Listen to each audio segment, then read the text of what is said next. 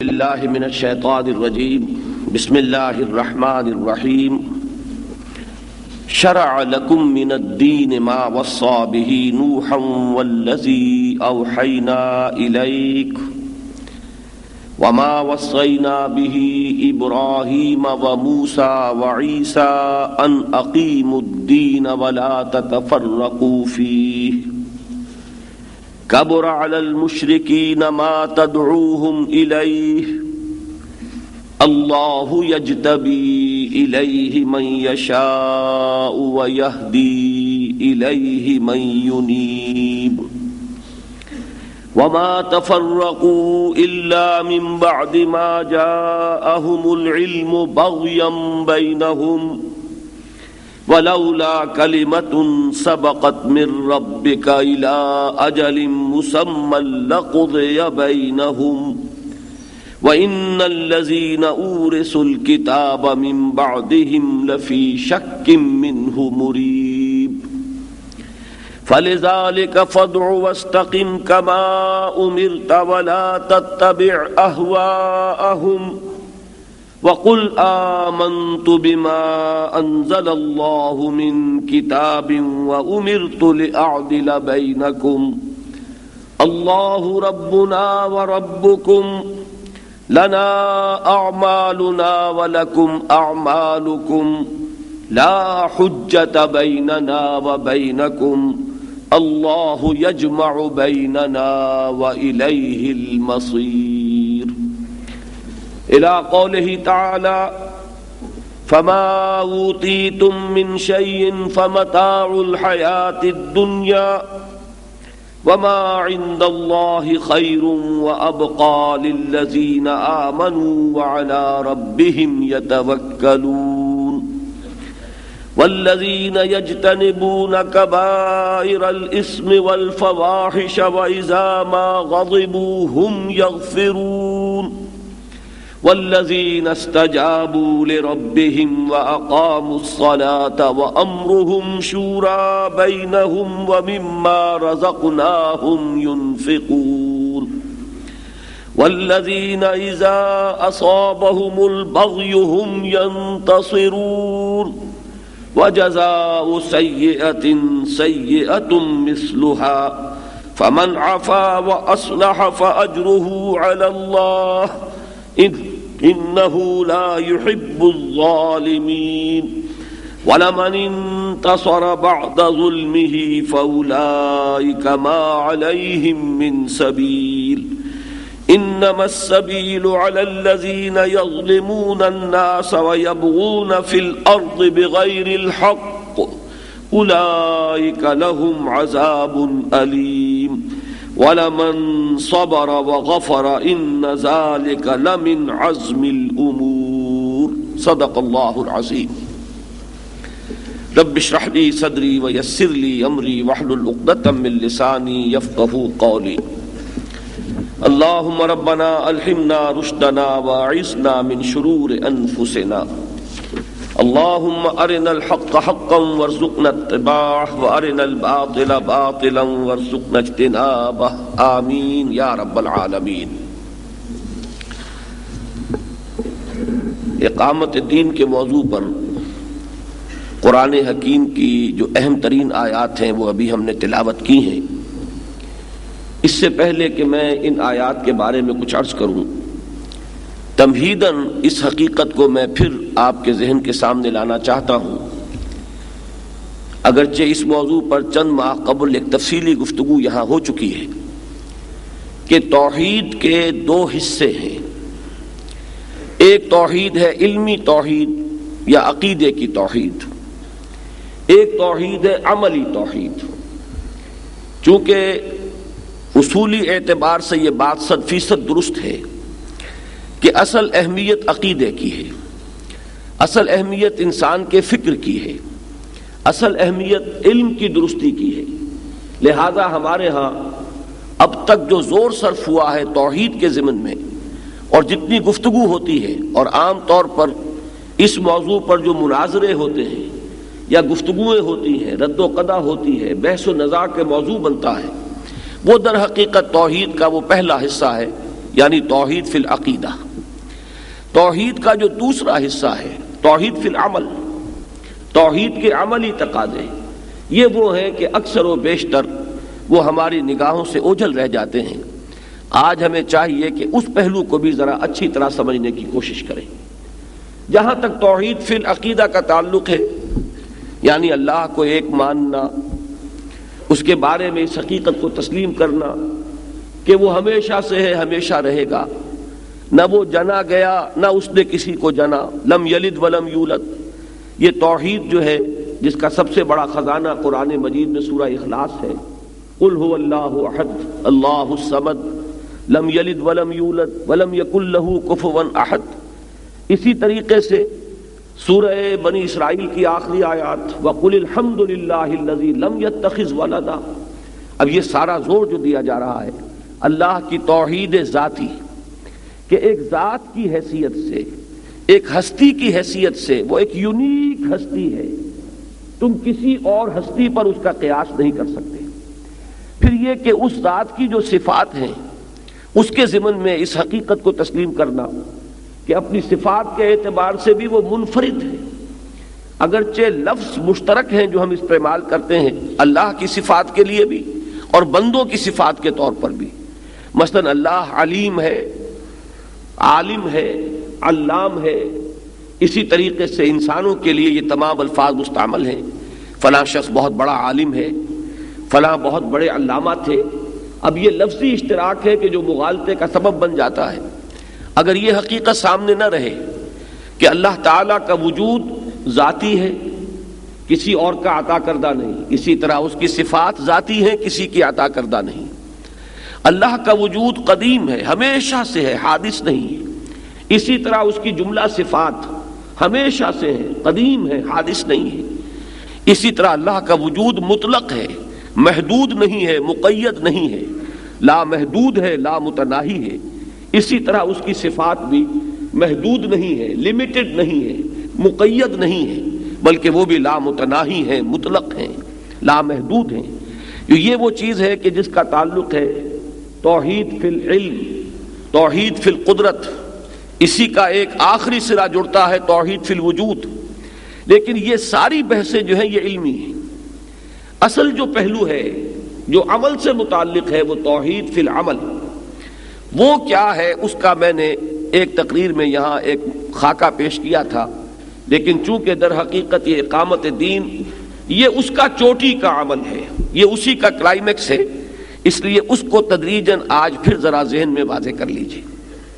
قرآن مجید میں جہاں تک توحید فی العلم یا توحید فی العقیدہ کا تعلق ہے، یہ تو میں سمجھتا ہوں کہ ہر صفحہ قرآن مجید کا ہے کہ جس پر کسی نہ کسی پہلو سے اس کا ذکر ہے، اس کا بیان ہے. قرآن مجید کی اکثر و بیشتر آیات وہ ہیں جو صفات و اسماء باری تعالیٰ پر جن کا اختتام ہوتا ہے. وَهُوَ السَّمِيعُ الْبَصِيرُ وَهُوَ الْحَكِيمُ الْعَلِيمُ وَهُوَ الْغَفُورُ الرَّحِيمُ. اب یہ تمام کیا ہے؟ اسماء و صفات باری تعالیٰ. تو یہ اکثر آیات جو ہے قرآن مجید کی انہی پر ختم ہوتی ہیں. تو جہاں تک تو توحید فی العلم یا توحید فی العقیدے کا تعلق ہے وہ تو میں نے عرض کیا کہ قرآن مجید کے ہر صفحے پر موجود ہے. لیکن توحید عملی کے اعتبار سے 4 صورتیں نہایت اہم ہیں. یہ قرآن مجید میں یکجا واقع ہوئی ہیں. سورہ زمر، پھر سورہ مومن، اس کے بعد سورہ حامیم السجدہ، اور پھر سورہ شورا کے جس کی چند آیات کا آج ہمیں مطالعہ کرنا ہے. اس میں تدریج کے ساتھ ظاہر بات ہے کہ دوسرے موضوعات بھی زیر بحث آئے ہیں، صرف یہی موضوعات نہیں ہیں. لیکن یہ کہ جس طرح کے ایک ڈور میں موتی پروئے جاتے ہیں ہار بنانے کے لیے، اسی طریقے سے ان 4 صورتوں میں ایک مرکزی مضمون ہے کہ جو انہیں باہم مربوط کر رہا ہے، اور وہ یہی توحید عملی کا مضمون ہے. توحید عملی کو اگر آپ 2 حصوں میں تقسیم کرنا چاہیں تو اس کے 2 بالکل نمایاں حصے ہوں گے. ایک ہے ذاتی یا نجی یا انفرادی، اور ایک ہے اجتماعی. انفرادی سطح پر ایک ہی اللہ کا بندہ بن جانا، اپنی اطاعت کو اس کے لیے خالص کر لینا، اپنی محبت کو اس کے لیے خالص کر لینا. یہ دونوں باتیں ذرا سمجھ لیجئے کہ اطاعت کو اس کے لیے خالص کر لینے کا مطلب یہ نہیں ہے کہ کسی اور کی اطاعت نہیں ہوگی، والدین کی اطاعت ہوگی، اساتذہ کی اطاعت ہوگی، اولو الامر کی اطاعت ہوگی، لیکن ساری اطاعتیں اللہ کی اطاعت کے تابع ہو جائیں گی. کوئی اطاعت اللہ کی اطاعت سے آزاد نہ ہو. لا طاعت لمخلوق فی معصیت الخالق. مخلوق میں سے کسی کی کسے باشد، والدین ہو، وہ بیوی کے لیے شوہر ہو، شوہر کے لیے بیوی ہو، اساتذہ ہو، پیر و مرشد ہو، کسے باشد، حاکم ہو، حکمران ہو، کوئی بھی ہو، کسی کا حکم بھی نہیں مانا جائے گا اللہ تعالیٰ کے حکم کے خلاف. کسی ایسے معاملے میں جہاں اللہ کے حکم کی خلاف ورزی لازم آ رہی ہو. یہ حضور صلی اللہ علیہ وسلم نے اس کو جس طرح جامع الفاظ میں انشیٹ کیا وہ میں نے آپ کے سامنے بیان کیے کہ لا طاعت لمخلوق فی معصیت الخالق. یہ بڑا واضح ایک سٹیٹمنٹ ہے کہ مخلوق میں سے کسی کی اطاعت نہیں ہے جس میں کہ خالق کی معصیت لازم آ رہی ہو. جہاں خالق کی معصیت نہیں ہے اطاعت کیجئے، اولو الامر کی کیجئے، اپنے بڑوں کی کیجئے، بزرگوں کی کیجئے، اساتذہ کی کیجئے، والدین کی کیجئے، بیوی شوہر کی کرے. لیکن یہ ہے کہ جہاں اللہ کا حکم آ جائے وہاں وہ اطاعت کا معاملہ جو ہے کسی اور کی اطاعت کا وہ ختم ہو جائے. اسی طریقے سے محبت کو اللہ کے لیے خالص کر لینے سے مطلب یہ نہیں ہے کہ کسی اور سے محبت نہ ہو.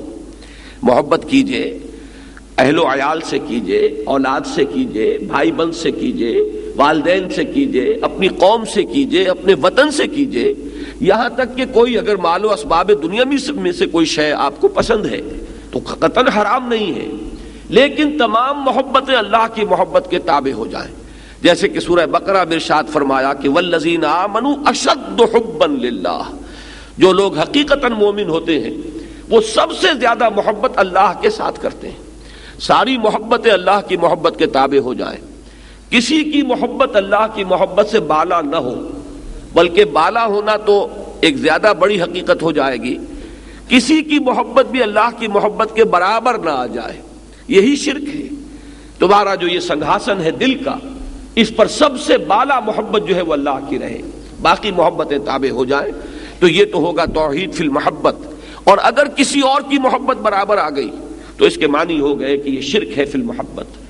تو یہ شرک فی الاطاعت اور شرک فی المحبت، ان دونوں کو جمع کر لیجئے تو یہ ہے شرک فی العبادت.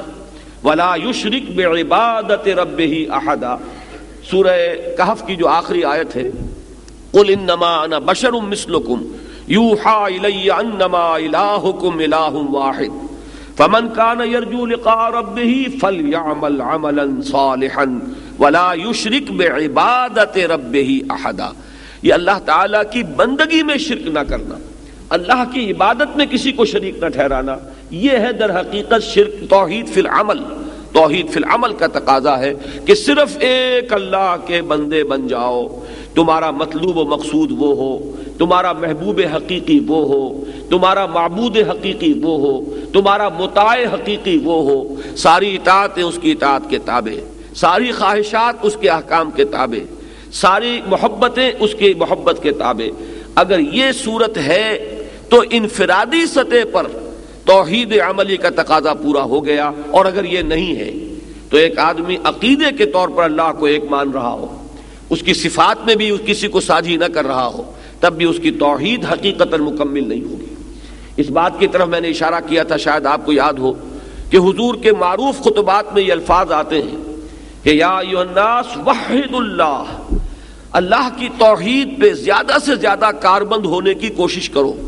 یہ لفظ توحید باب تفعیل سے بنا ہے. عربی زبان میں جو مصدر باب تفعیل سے آتے ہیں، جو عربی زبان سے مناسبت رکھنے والے لوگ ہیں وہ جانتے ہیں کہ اس کا ایک خاصہ ہے پہ ہم کسی کام کو کیے چلے جانا، مسلسل کوشاں رہنا.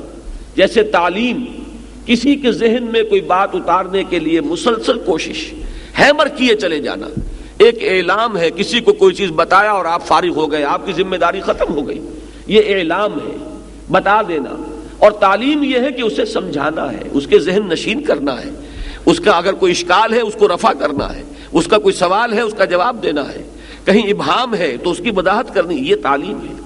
اسی وزن پر لفظ توحید ہے جس سے فعل امر حضور نے استعمال فرمایا وحد اللہ فإن التوحید راس الطاعات. اللہ کی توحید پر کاربند ہو جاؤ، پہ ہم کوشش کرتے رہو.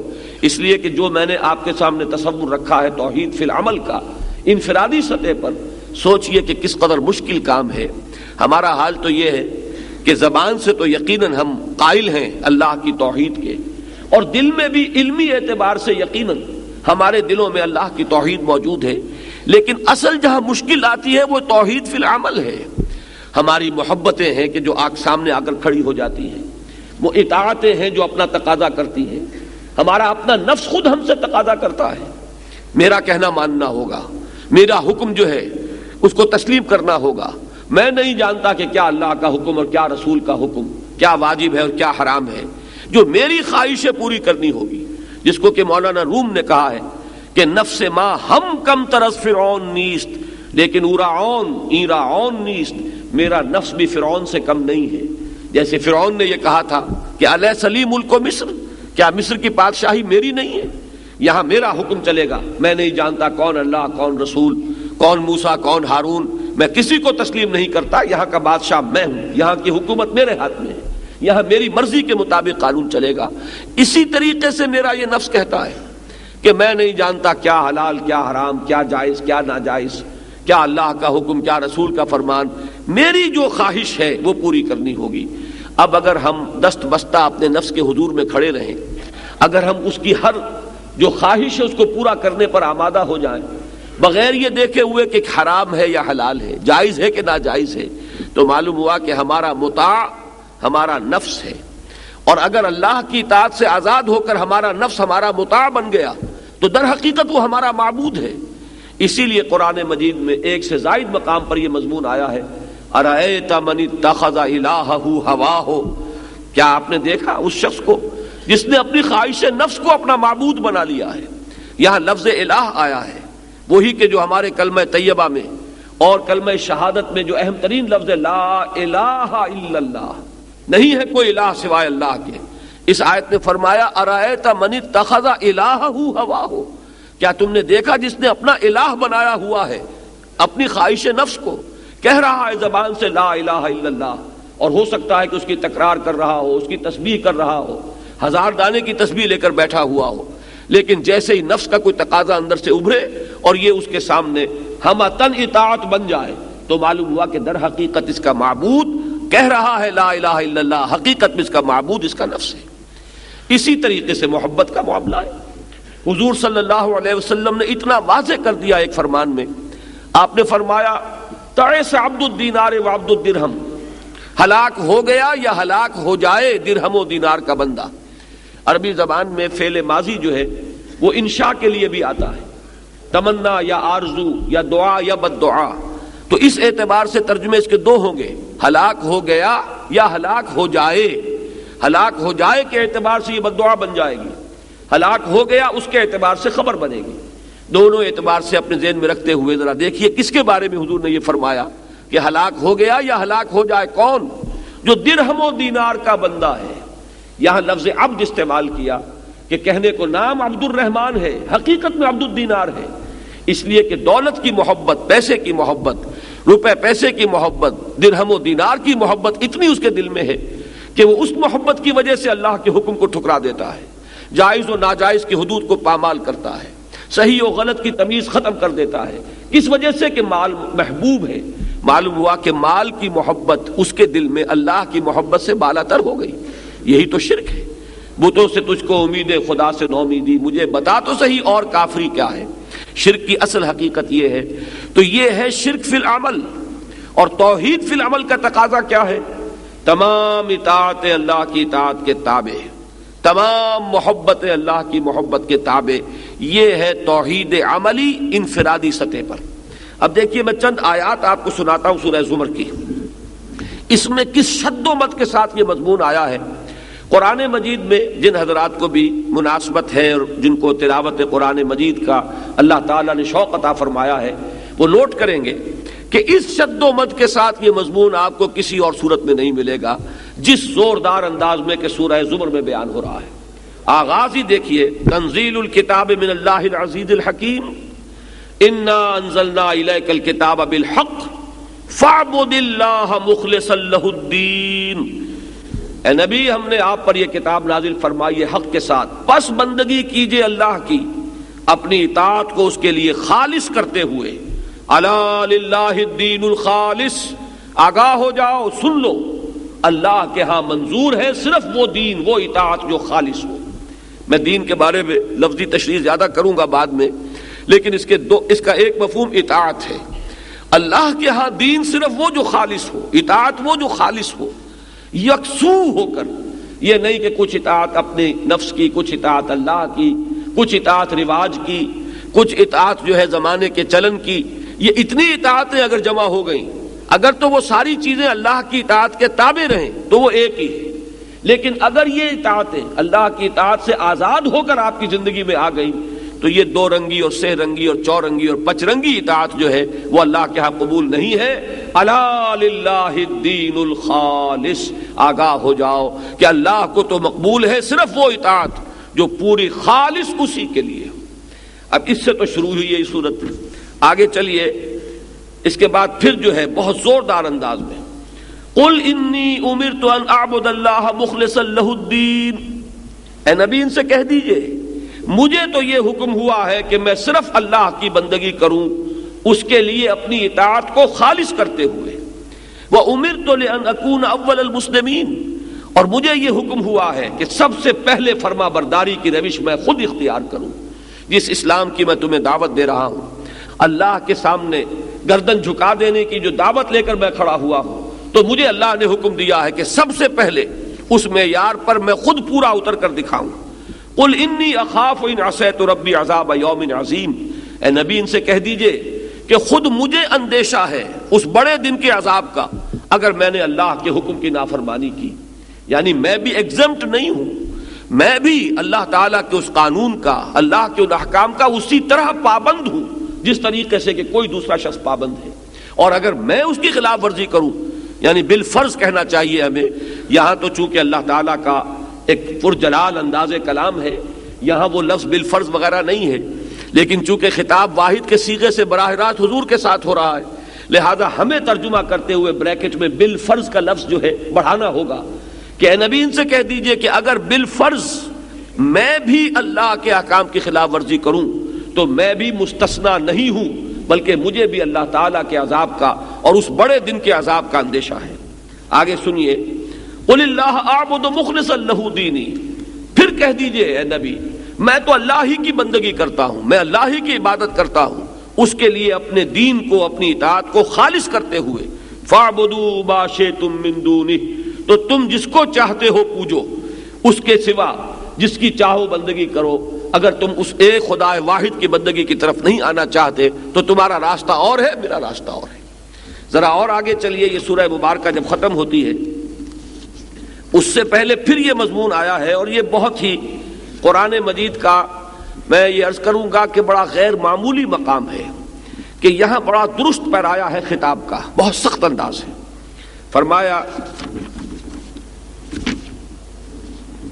قل، اے نبی ان سے کہہ دیجئے، افغیر اللہ تامرونی اعبد ایھا الجاہلون، اے نبی ان سے کہیے کہ اے جاہلو، اے نادانو، اے حرص و ہوا کے بندو۔ ایک بات ذرا نوٹ کر لیجئے کہ لفظ جاہل جب ہم اردو میں بولتے ہیں اس کا مفہوم کچھ اور ہے، بلکہ وہ میرے نزدیک نسبتاً ہلکا ہے۔ عربی میں یہ لفظ اس سے کہیں زیادہ ثقیل معنی میں ہے۔ اردو میں ہم جاہل کہتے ہیں اس شخص کو جو پڑھا لکھا نہیں ہے، عربی میں ہو سکتا ہے کہ کوئی شخص بہت بڑا عالم ہو پھر جاہل ہو۔ جاہل کا لفظ عربی میں آتا ہے ایک ایسے شخص کے لیے جو خواہشات سے مغلوب ہے، جذبات سے مغلوب ہے، شہوات سے مغلوب ہے۔ ایک تو وہ شخص ہے کہ جو اپنی عقل سے راستہ دیکھ رہا ہے اور چل رہا ہے، اور ایک وہ شخص ہے کہ جو اندھا بہرا ہو کر خواہشات کے پیچھے لگا ہوا ہے، جو جذبات کا غلام بن گیا ہے، جو شہوات کی بندگی کر رہا ہے، وہ جاہل ہے۔ تو در حقیقت عربی زبان میں عالم کے مقابلے میں جاہل نہیں ہے، بلکہ جاہل ہے عاقل کے مقابلے میں۔ ایک وہ شخص ہے کہ جس کی زندگی میں عقل، اس کی سوجھ بوجھ، اس کے شعور کو اپر ہینڈ حاصل ہے، جذبات اس کے نیچے ہیں، اور ایک شخص وہ ہے کہ جس کے جذبات بالا تر ہے اور عقل اس کے نیچے دب گئی ہے۔ وہ شخص جو ہے وہ عاقل کے مقابلے میں جاہل ہے۔ تو یہاں کہا جا رہا ہے، اے جاہلو، اے حرص و ہوا کے بندو، اے خواہشات کے غلاموں، کیا تم مجھے بھی یہ حکم دے رہے ہو کہ میں اللہ کے سوا کسی اور کی بندگی کروں؟ وَلَقَدْ أُوحِيَ إِلَيْكَ وَإِلَى الَّذِينَ مِن قَبْلِكَ، اور اے نبی دیکھ لیجئے آپ کی طرف بھی وحی کی جا چکی ہے، اور آپ سے پہلے جتنے انبیاء